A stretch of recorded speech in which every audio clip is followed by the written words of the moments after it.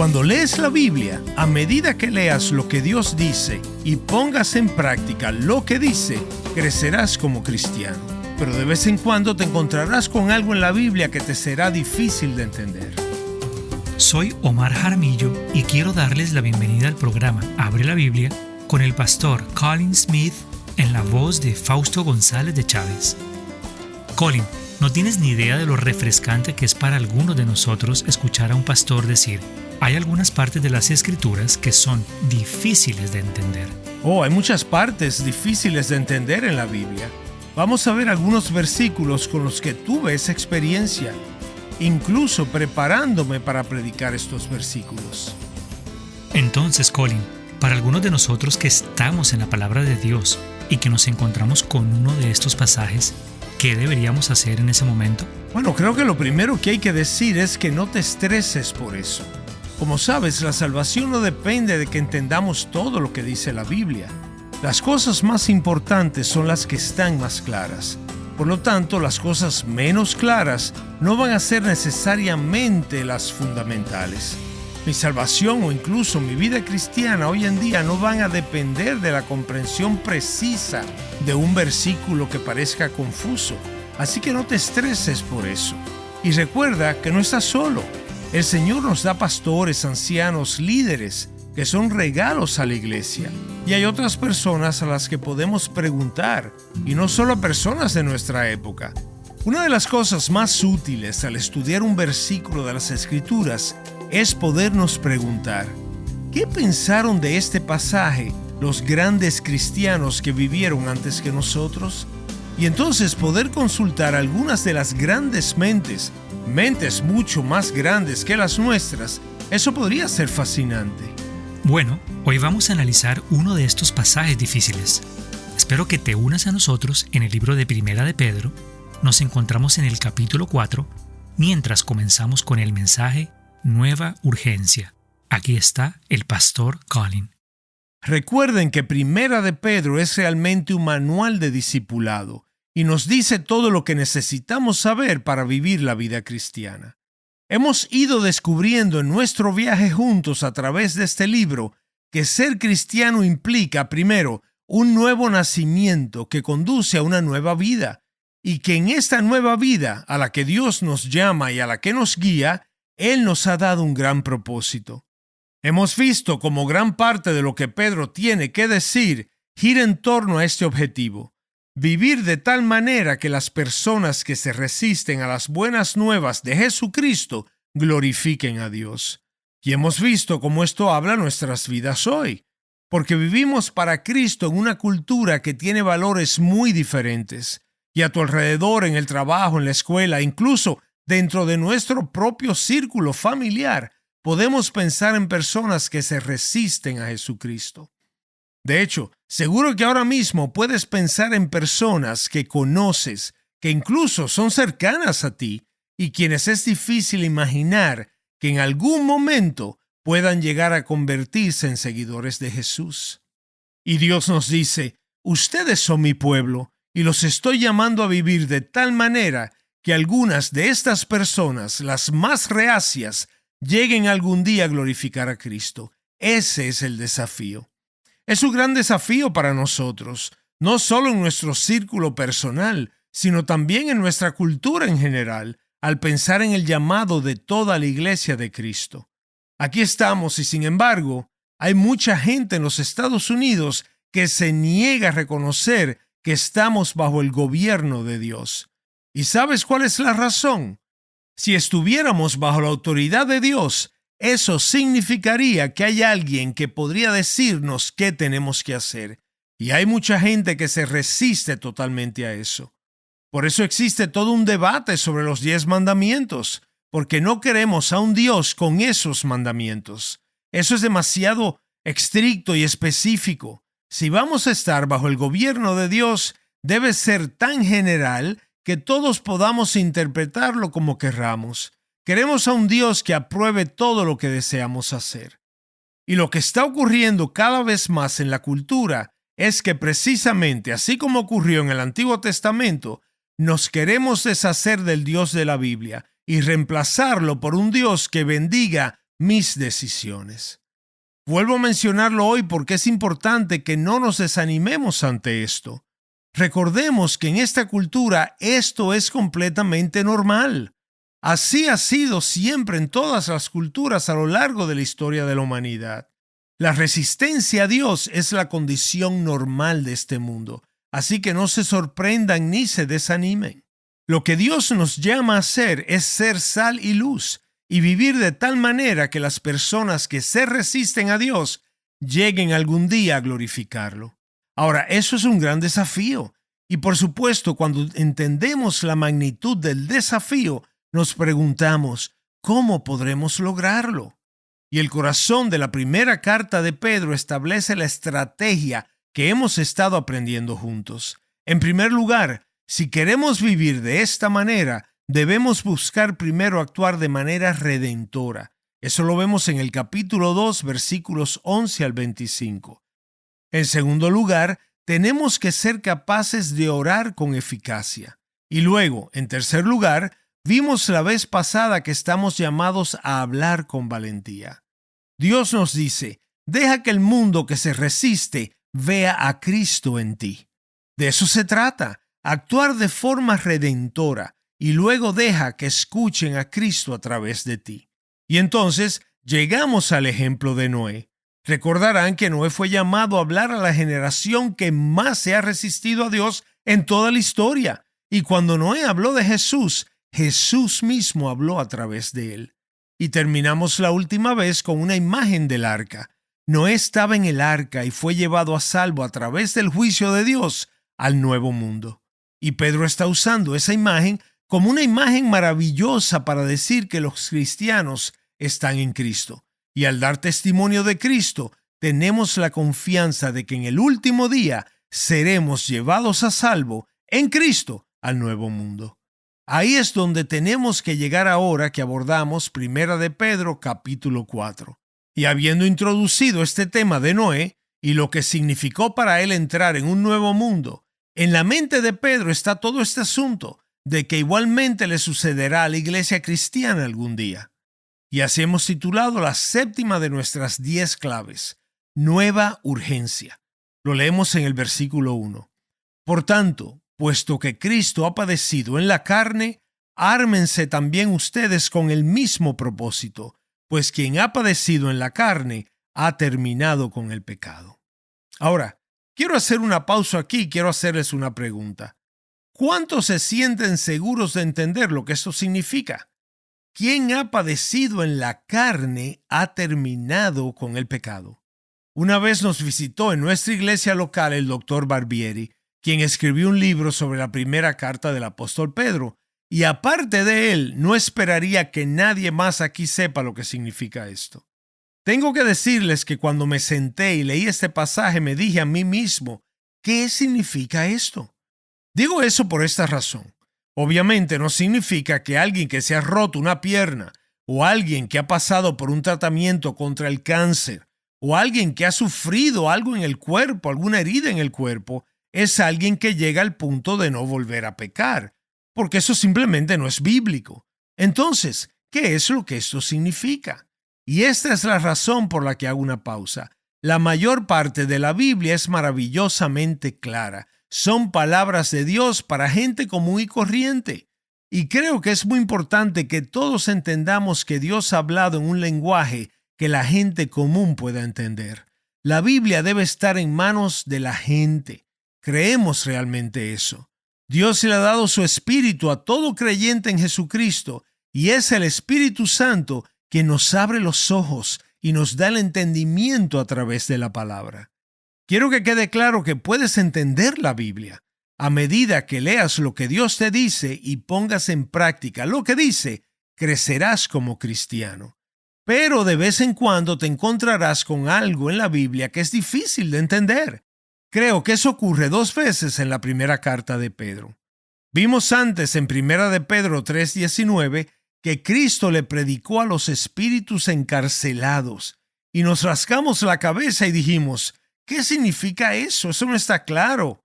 Y aquí hay otra declaración en el capítulo 4, versículo 1, donde de nuevo no hay una comprensión inmediata y obvia de lo que esto significa.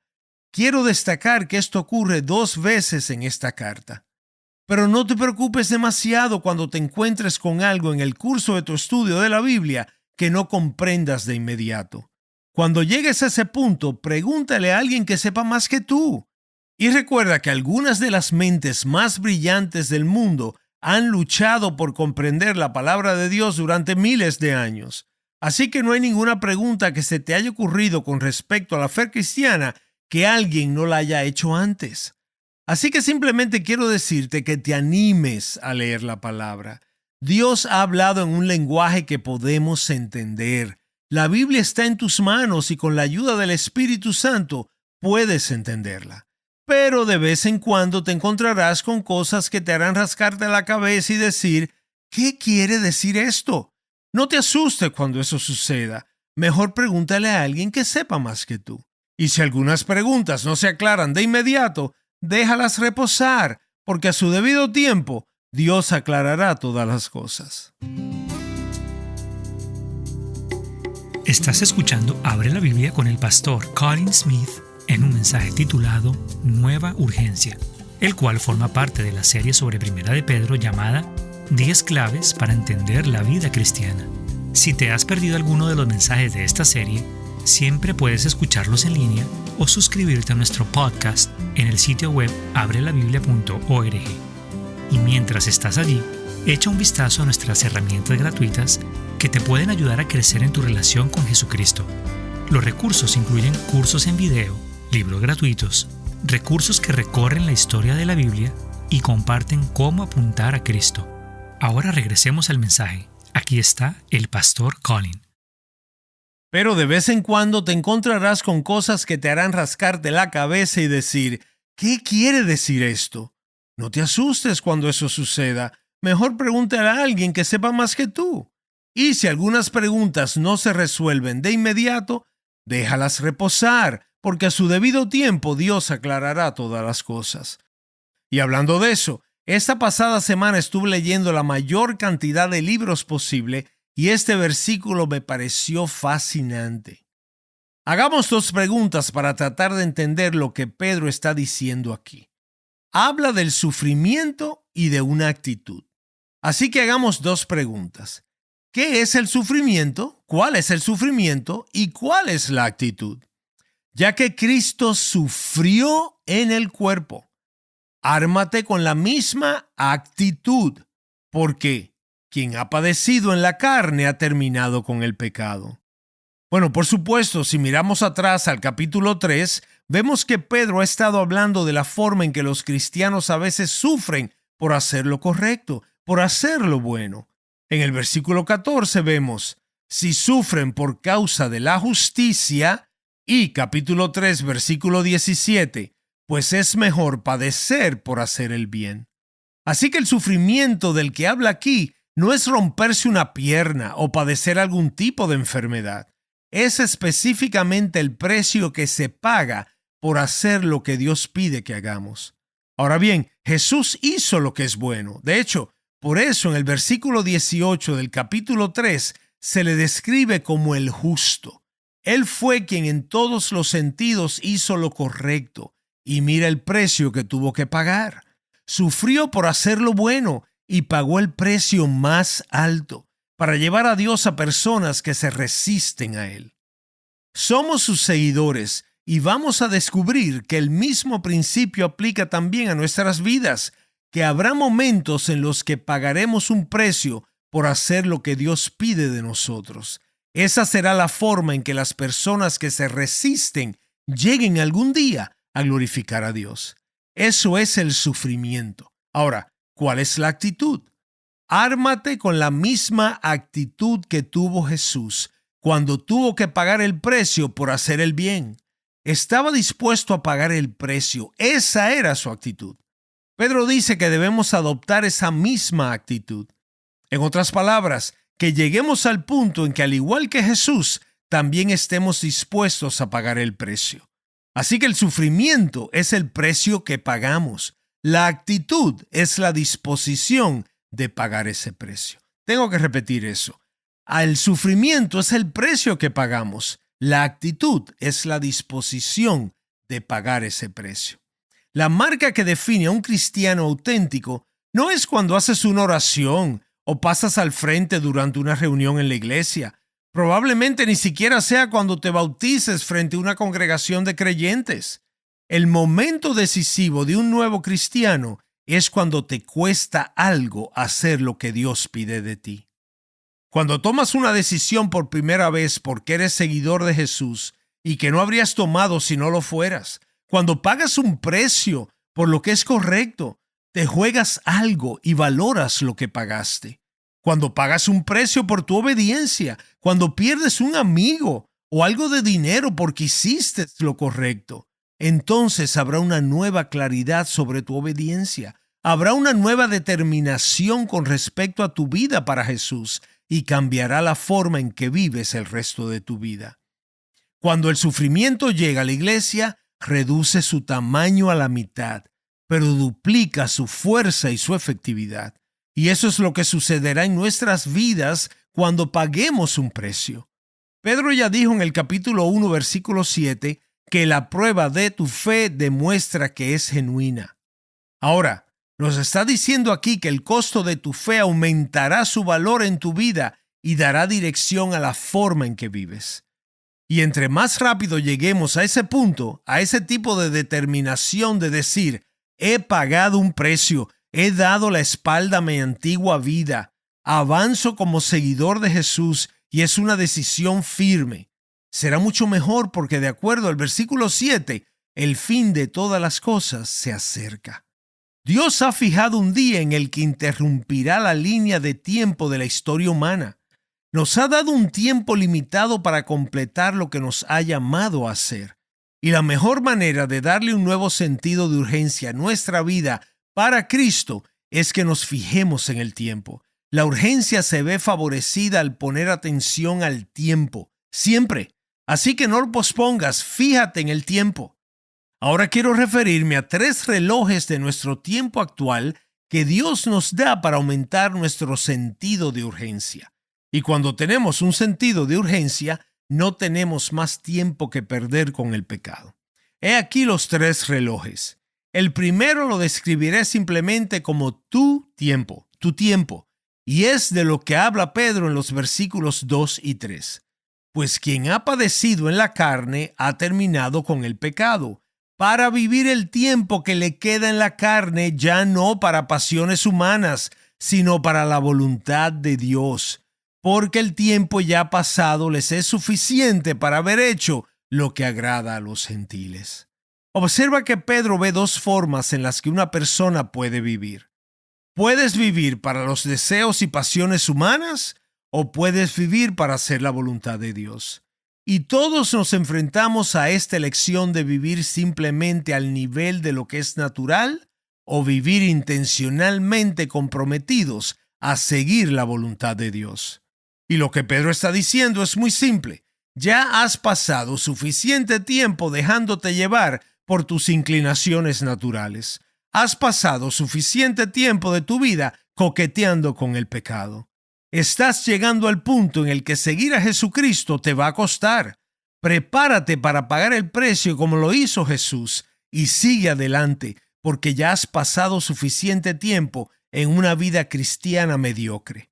Eso es lo que nos está diciendo.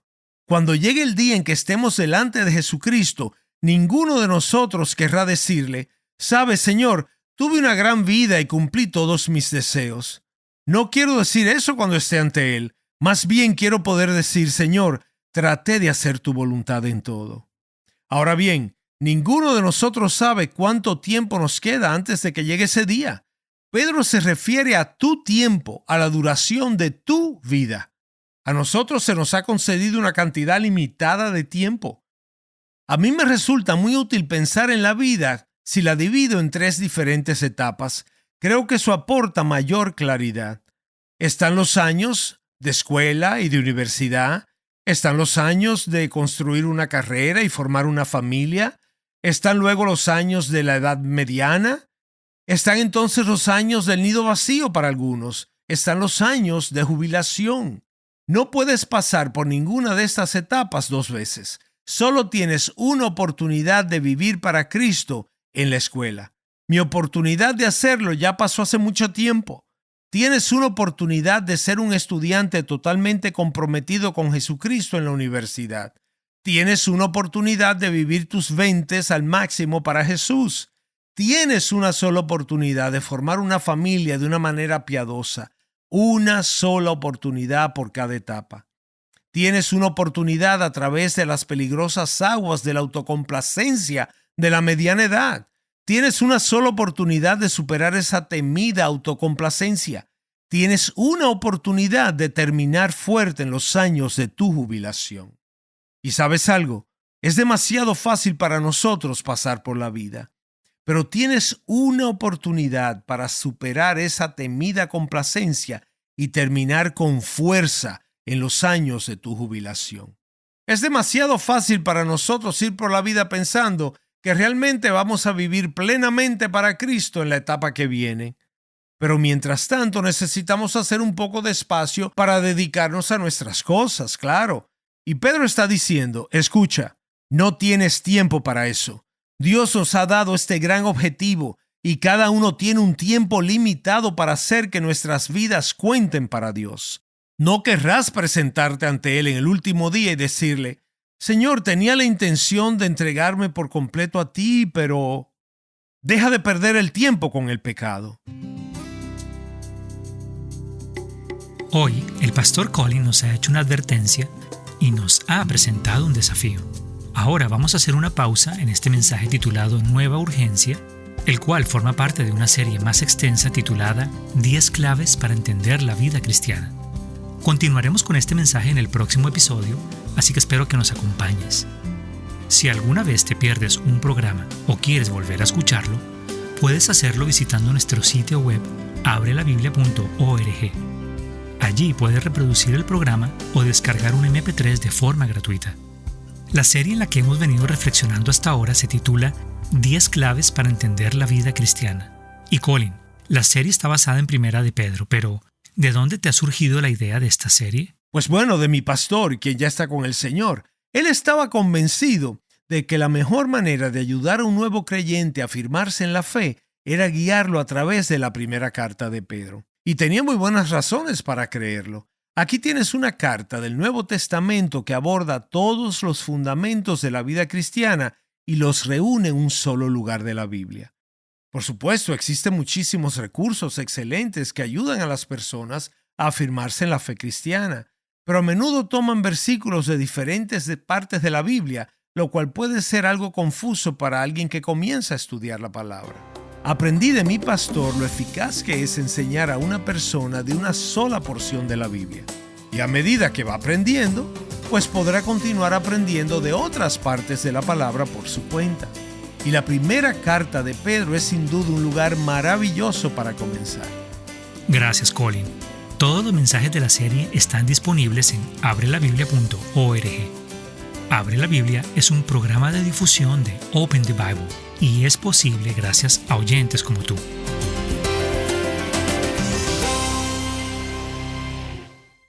¿Y tú, cuándo vas a empezar a vivir para Cristo? 3 relojes están marcando el tiempo. Soy su presentador, Omar Jaramillo, y en el próximo Abre la Biblia descubriremos lo que cada uno de estos relojes tiene que decirnos acerca de cómo pasamos nuestro tiempo.